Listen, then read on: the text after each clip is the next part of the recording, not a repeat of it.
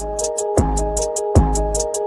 can't break me, I got iron bones. My ground game will leave your mind blown. I'm ready to fight in any time zone. I'm the greatest, you can call me John Jones. Knocking clowns out like I'm Steve Pay. We can even fight on the freeway. I'ma leave him bloody right where he lay. This is the Fighters Replay. Welcome to the Fighters Replay. I'm one of your hosts, Rob. I'm Caitlin. I'm Declan. What's up? And we're going to do a quick recap of UFC 287. But I just wanted to highlight just a quick fight on the preliminary card. Joe Pyfer got another TKO victory, so that was great to see from him. He always comes out and puts on an amazing show, so I believe I speak for all of us when we say that we can't wait to see what this dude's got coming next. He's got the coolest Spider-Man name out here, so can't wait to see what he's got in store for us next. But moving forward into the main card, first fight was actually a huge upset. Everybody had Raul Rosas Jr. winning, dominating the fight even, and he kind of got ragdolled around, and everybody was shocked and disappointed, and just nobody really knew how to feel about it. But congratulations to Christian Rodriguez. He put on an amazing show, took an extremely difficult and seemingly unbeatable opponent and was able to come off with a decision win up against him. And what a humbling experience for Raul Rosas. I mean, obviously, he's still young. He's got so much time. This might even be better than a win here. If he loses this fight, now he can see what he needs to improve on a lot more than if he just dominated and won that fight. Honestly. So now he's got to take a step back. He has to take a step back and really evaluate what he did wrong there. And hopefully he'll come out stronger, man. He's going to learn from this one. We've seen videos of him training with champ AJ Sterling, so hopefully he's getting his mind right and he's able to bounce back from this. He is young in his career, but I hope he's able to make a comeback after this and really learn from it and have a great mindset heading into the next fight.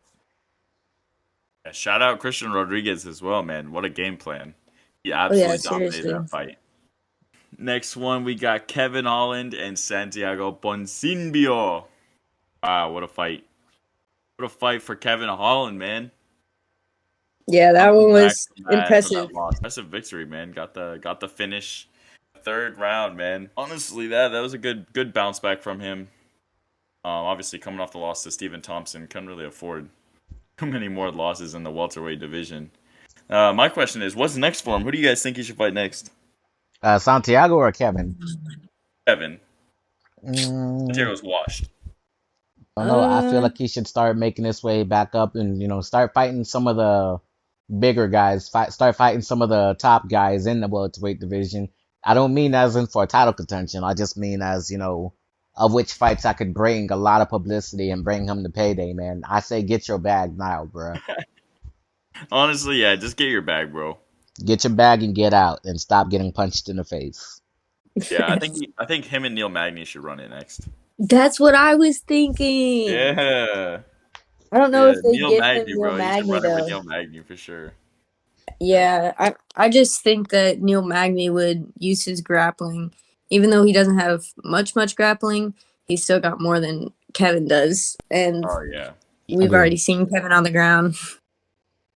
I still would have my money on Kevin, to be that honest on that. Yeah, to be honest. I would have my money on Kevin if it could stay on the feet. Other than that, I don't know. Neil Magny has actually shown to be pretty decent. Neil Magny's savage, man. He'll pick regarding, you up and not including his last fight against Gilbert Burns. True. Oh, Jorge Masvidal's a bitch, though. He should have ran it with Kevin Holland after that loss, man.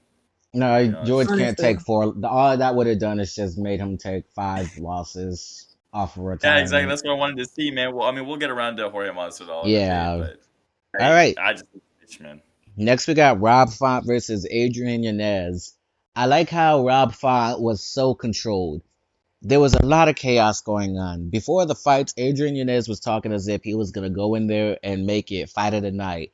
He sounded like he wanted to make it an absolute brawl. Now, the person who usually wins in the UFC is a person who can go in that chaos, but yet also control the chaos. controlled chaos will win you fights. And that cool, calm composure showing from Rob Font's experience and Adrian Yanez showing his inexperience, you know, trying to brawl, but Rob Font, staying composed and keeping his boxing packed and tight. And I feel like that's what truly got him to win. I do feel as Adrian Yanez would be back absolutely better than ever and deadlier than ever. And that's all I gotta say. Rob Font, that was impressive from him. Showed Yeah, Giannis the levels to this man. honestly, I don't think anybody really saw Rob Font destroying Giannis the way that he did. Yeah. I Other mean, he than just completely outclassed him. He made him look like he wasn't even on his level, which is the insane. the only other person I could think of that knew that Rob Font was gonna absolutely, take the win is the great mind of the martial artist Ross Levine. Shout out Ross Levine. I'm pretty sure that's his boy. So shout out to him. Gilbert Burns, Jorge Ooh. Masvidal. Rob, you want to start us off? Yeah, let's go. So, breakdown of this fight. Gilbert whooped Jorge Masvidal's ass, and Jorge's trash. Jorge Jorge's also retired. Yeah, we're glad he retired. Everyone, round of applause for his retirement. Let's go. Yeah, no, we're glad he retired, but honestly, I would have liked to see, again, like I said earlier, it would have been cool to see him run it with Kevin Holland just for the payday, man. For the payday. Yeah. It's just fun. That would have Well, been a that would've great been payday for the both of them. Yeah, seriously. We ready Those for two the jackasses in the same octagon, that would have been sick. we ready for the Yeah. main event? And the shit talk would have been even crazier. That's what I'm saying, the shit talk would have been amazing. That would have been one for the fans. Alex Pereira versus Israel Adesanya. Izzy Yeah. taking him out in 2, 3 minus 1. That equals 2. 2-time champion Israel Adesanya. What we thinking, guys? Two-time middleweight champion. All I gotta say is who predicted the second round Israel Adesanya finish? Give him credit. Sleep. Gotta give you Sleep. credit. Yeah, he went Yeah, to I sleep. predicted that one. Ahaha, got him. But who Sleep. is also the one who said that when Izzy puts himself in danger, he always comes out on top? You predicted second round finish? Whatever, bro. Alright. Hey, you predicted Alex Pereira. Yeah, I did.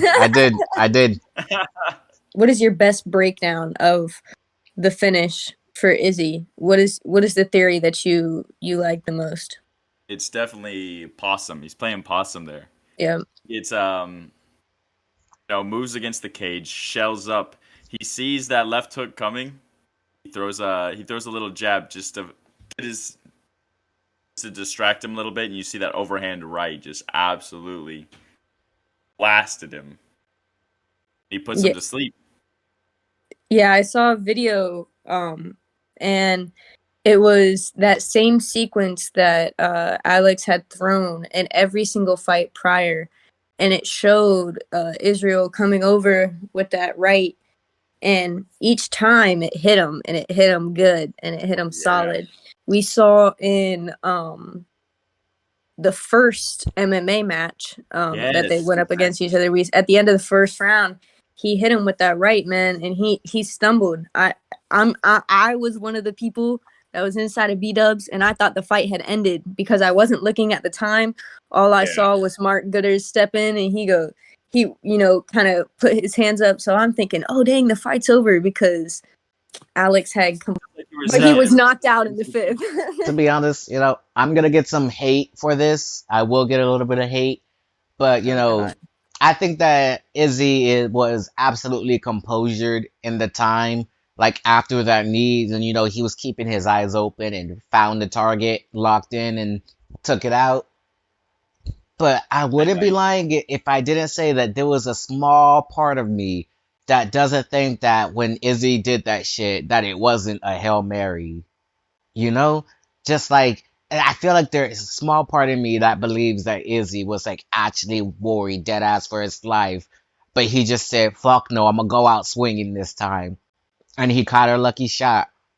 But, the part of me that feels stronger, I feel stronger so that he was cool, calm, and collected and knew what he was doing the entire time. Second part was correct. I think you can see in the replay how he does play possum and he kind of backs himself up against the cage and it's like, oh no, I'm hurt. But then he gets hit with like a solid body shot, solid shots off of Alex, and he's able to deflect them, but in the same sense, it's still hitting him with a lot of power and pressure. And he was able to maneuver that and come off with that right and put him to sleep. So, I do think he was playing possum, but I would be lying if I didn't say I don't think he was in the slightest bit a little bit hurt, because I know those body shots be doing or those fucking leg kicks. Yeah, especially those leg kicks too. He was killing those legs. I saw Henry Cejudo. I don't like Henry Cejudo, but he does have an amazing opinion on the MMA. He's got a great mind. I won't lie on that. He does. He's got a great eye for it, and so I watched his thing of it, and he said that he hit 26 leg kicks in that round, and that's for anybody that's ever actually got leg kicked before, especially by big ass dudes like this with as much power as they're throwing into these things. Man, you would be down on the floor crying to your mama. Like the fact that these guys just stand and take it like it's nothing is insane. At the end of the day, Alex Pereira took a nice nap. Sleep. Next to the Prime logo. Yeah, so we got some absolutely huge Izzy fans here. I am also an Izzy fan, but I'm not blinded. I will give Alex Pereira his respect and say that for one time he was the UFC middleweight champion, and that is still an achievement of which not many can reach or will even get able to reach. And he put in the work to put himself in that position, and he was able to achieve it for a little while. So all respect to him for that. Don't get me wrong. Yeah. All respect Alex Pereira. What a fighter he is. I think he's gonna kill it at 205. I think he'll do amazing. I just don't think he'll beat Jamal, but I think he beats everybody else possibly. We'll talk about this on another episode, but I think he beats Jamal.